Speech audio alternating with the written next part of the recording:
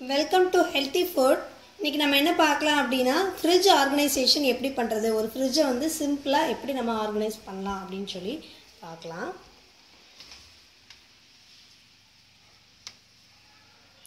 So first பார்த்தீங்கன்னா freezer section. So இங்கே freezer செக்ஷனில் நான் என்ன பண்ணியிருக்கேன்னா, தயிர் இருக்கு இல்லையா, நம்ம வீட்டில் பால் காய்ச்சுவோம் இல்லையா, அந்த பாலுடைய ஆடையை எடுத்து நான் ஒரு கப்பில் ஸ்டோர் பண்ணியிருக்கேன். அதே மாதிரி அதில் வெண்ணெய் எடுத்தும் நான் வச்சுருக்கேன். அந்த 2 கப்பையும் நான் ஃப்ரீசர் ஜோனுக்குள்ளே வந்து வச்சுட்டேன். So next cool and fresh zone இருக்கு இல்லையா, இதில் நம்ம என்ன வச்சுக்கலாம் அப்படின்னா, நம்ம பால் பாக்கெட்டு அந்த மாதிரி ஐட்டம்ஸ் வந்து வச்சுக்கலாம். நான் வந்து பாக்கெட் பால் வாங்குறதில்ல, ஸோ அதனால் இந்த ட்ரே வந்து யூஸ் பண்ணாமல் நான் வச்சுருக்கேன். இதுக்குள்ளே ஒன்றும் நான் வைக்கிறதில்ல.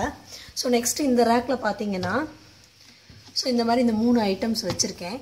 இது 3 என்னென்ன அப்படின்னா,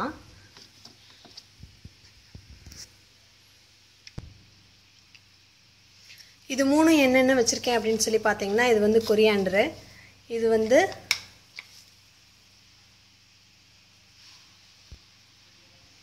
புதினா, இது வந்து கருகப்பில்லை. இந்த மாதிரி தனித்தனியாக உதிரியாக எடுத்து நான் 3 கண்டெய்னரில் போட்டு நான் வச்சுடுவேன். ஸோ அப்போ தான் நம்ம காலையில் ஹரிபரியாக நம்ம ஒர்க்கிங் விமன்ஸ்க்கெல்லாம் பார்த்திங்கன்னா அது ரொம்ப யூஸ்ஃபுல்லாக இருக்கும். ஹரிபரியாக நம்ம சமைக்கல, இல்லை ஒர்க்கிங் விமன் மட்டும் இல்லை, ஸோ நார்மலாக வந்து நம்ம சில்ட்ரன்ஸை ஸ்கூலுக்கு அனுப்பணும், வீட்டில் வந்து ஒர்க் பண்ணுறவங்க இருந்தாங்கன்னா அவங்கள டயத்துக்கு அனுப்பணும். ஸோ அப்போ நம்ம வந்து கட்டாயம் ஃபாஸ்ட்டாக தான் சமைப்போம் இல்லையா. ஸோ அந்த மாதிரி இருக்கப்போ இந்த மாதிரி தனித்தனியாக ஒரு பாக்ஸில் போட்டு வச்சுக்கிட்டிங்கன்னா, நம்ம காலையில் அவசரமாக எடுக்கிறப்ப இந்த 3 பாக்ஸையும் எடுத்து நம்ம கிச்சன் பக்கத்தில் நம்ம எங்கே சமைக்கிறோமோ அந்த இடத்துல வச்சிடலாம், தாளிக்கிற பக்கத்தில்.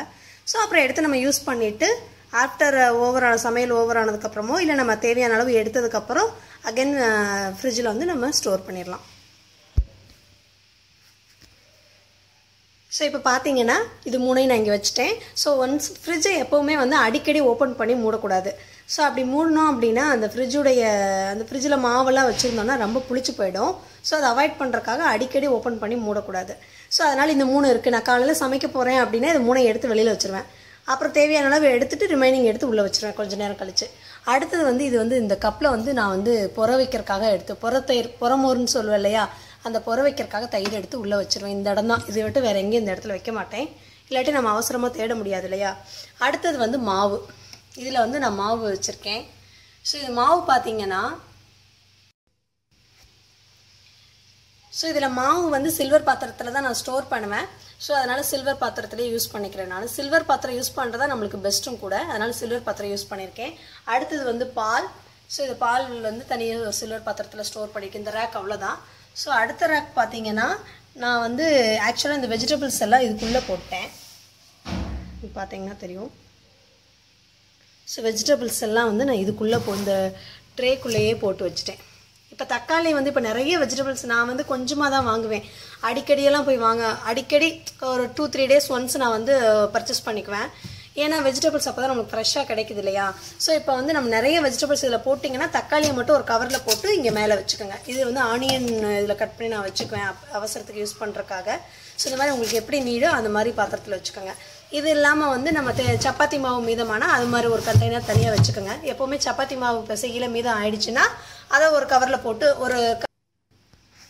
இப்போ சப்பாத்தி மாவு மீதம் ஆச்சுன்னா இந்த மாதிரி ஒரு பாக்ஸ் நான் வச்சுருக்கேன். ஸோ இதில் இப்போ சப்பாத்தி மாவு மீத மாவு இல்லை, நம்ம ஒன்ஸ் நம்ம சப்பாத்தி ரெடி பண்ணுறப்ப மீத மாவு வந்து பிசைஞ்ச மாவு மீதி இருக்கும் இல்லையா, அது இதில் போட்டு இங்கே வச்சுக்குவேன். ஆனியன் கட் பண்ணது, சப்பாத்தி, இதெல்லாம் சப்பாத்தி மாவு இதெல்லாம் நான் இங்கே வச்சுக்குவேன். இந்த ட்ரேயில் வந்து வெஜிடபிள்ஸ் அப்படியே உள்ளே ஸ்டோர் பண்ணிடுவேன். நான் ஒன்ஸ் வெஜிடபிள் போடுறதுக்கு முன்னாடி அதை நல்லா க்ளீன் பண்ணிவிட்டு அப்புறம் தான் ஸ்டோர் பண்ணுவேன். அதை எப்படி க்ளீன் பண்ணணும் அப்படின்னு சொல்லி நான் இன்னொரு வீடியோவில் நான் உங்களுக்கு போஸ்ட் பண்ணுறேன். அடுத்து இந்த ட்ரேயில் பார்த்தீங்கன்னா இங்கே வந்து லெமன் வச்சுக்குவேன். இது வந்து பியூட்டி ப்ளஸ் தான். நான் வந்து பியூட்டி ப்ராடக்ட் எதுவும் இங்கே வைக்காததுனால சாக்லேட்ஸு, ஸோ அந்த மாதிரி ஐட்டம்ஸ் எல்லாம் நான் இங்கே வச்சுருப்பேன். அடுத்தது இதில் பார்த்தீங்கன்னா பச்சை மிளகாய், இஞ்சி இதெல்லாம் வந்து இங்கே வச்சுருப்பேன். இது வந்து முருங்கைக்காய், அதை நான் கவர் பண்ணி இங்கே வச்சுருக்கேன். அதே மாதிரி குடமிளகா இதை மாதிரி ஐட்டம்ஸ் எல்லாம் இங்கே வச்சுருக்கேன். கீழே வந்து கூல்ட்ரிங்க் செக்ஷன், கீழே வந்து கூல்ட்ரிங்க் செக்ஷனுங்கிறதுனால நான் இங்கே வந்து கூல்ட்ரிங்க்ஸ் எல்லாம் வச்சுக்கிட்டேன். இன்னொன்று என்ன அப்படின்னா, ஆக்சுவலாக நான் ஃப்ரூட்ஸ் எல்லாம் வந்து ஃப்ரிட்ஜில் வந்து வைக்கவே மாட்டேன். ஏன் அப்படின்னா அது ஒன்ஸ் 2 days ஒன்ஸ் நான் ஃப்ரெஷ்ஷாகவே வாங்கிடுறது. ஏன் அப்படின்னா குழந்தைங்களுக்கு அதில் வச்சு கொடுத்தா வந்து எனக்கு கன்வீனியண்ட்டாக இருக்கிறது இல்லை. ஸோ வெஜிடபிள்ஸ் மட்டும் வேறு ஆப்ஷன் இல்லை. அதனால் வெஜிடபிள்ஸ், மில்க்கு, மாவு இவ்வளோ தான் நான் ஃப்ரிட்ஜில் அதிகம் வைப்பேன். ஸோ வேறு எதுவும் அதிகம் வந்து தேவையில்லாமல் ஃப்ரிட்ஜில் வந்து நான் வைக்கவே மாட்டேன். So that only good for health. அதனால் அந்த மாதிரி நான் ஆர்கனைஸ் பண்ணியிருக்கேன். ஸோ நீங்கள் இது மாதிரி ஆர்கனைஸ் பண்ணி பாருங்கள். உங்களுக்கு எதாவது கன்வீனியண்ட்டாக இருந்துச்சு அப்படின்னா ஷேர் பண்ணுங்கள், சப்ஸ்கிரைப் பண்ணுங்கள். தேங்க்ஸ் ஃபார் வாட்சிங்.